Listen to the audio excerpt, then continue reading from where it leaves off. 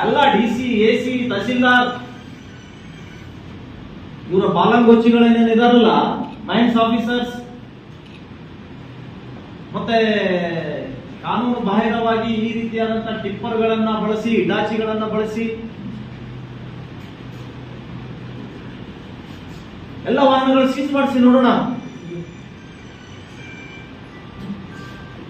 ಎತ್ತರದ ನಮ್ಮ ಮಠದ ಕಟ್ಟಡ ನಿಮಗೆ ಕಾಣುತ್ತೆ, ಆಳವಾದ ಗುಣಿ ಕಾಣೋದಿಲ್ವಾ ನಿಮಗೆ ಮಿನಿಸ್ಟರ್?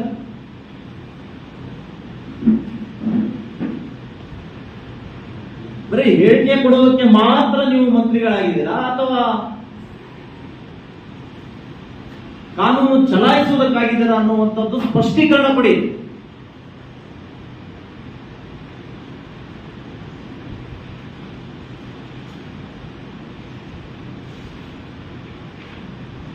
ಮತ್ತು ನೀವೆಲ್ಲ ಕೇಳಬೇಕ್ರಿ, ಇನ್ಚಾರ್ಜ್ ಮಿನಿಸ್ಟರ್ಗೆ ಪ್ರಶ್ನೆ ಹಾಕಬೇಕು. ಯಾಕೆ ನೀವು ಕಣ್ಣು ಮುಚ್ಕೊಂಡು ಕೂತ್ಕೊಂಡಿದ್ದೀರಿ ಅಂತ ಕೇಳಲ್ಲ. ಒಬ್ಬ ಪತ್ರಕರ್ತ ದುರ್ಬಲನಾದ್ರೆ ಆಡಳಿತ ಸಂಪೂರ್ಣ ದುರ್ಬಲ ಆಗುತ್ತೆ. ಅಧಿಕಾರಿಗಳು, ಜನಪ್ರತಿನಿಧಿಗಳು ತಪ್ಪು ಮಾಡಿದರೆ ಅವರನ್ನ ಎಚ್ಚರಿಸುವಂತ ಕೆಲಸ ಮಾಡುವಂಥದ್ದು ಪತ್ರಿಕಾರಂಗ.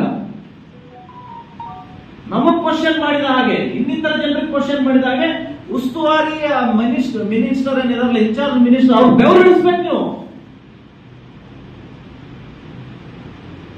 ಈಗಂತೂ ಅವ್ರು ಪತ್ರಿಕಾಗೋಷ್ಠಿ ಕರೆಯೋದೇ ಬಿಟ್ಟಿದ್ದಾರೆ. ನೀವಾಗೆ ಹೋದ್ರೆ ನಾನು ಕರೆದೇ ಇಲ್ಲಲ್ಲ ಅಂತಾರಂತೆ.